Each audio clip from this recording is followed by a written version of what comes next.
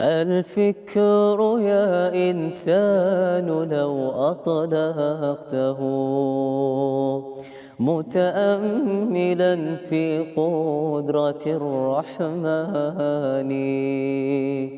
لخضعت إجلالا وتسبيحا له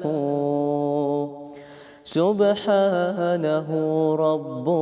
عظيم شاني يعلو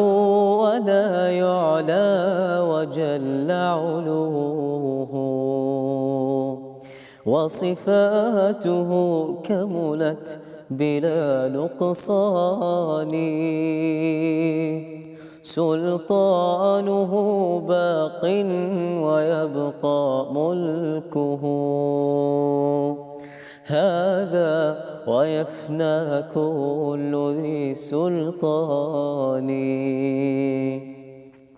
في كل شيء قد تكامل صنعه ذا محكم التنزيل خير بيان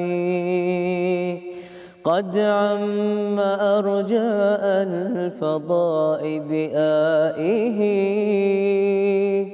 انظر ترى ما لا يصفه لساني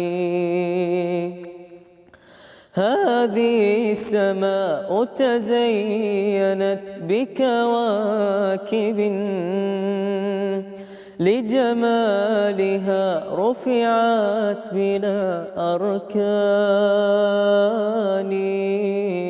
والريح تجري والسحاب بأمره يحيي بها ما مات من بلدان الله.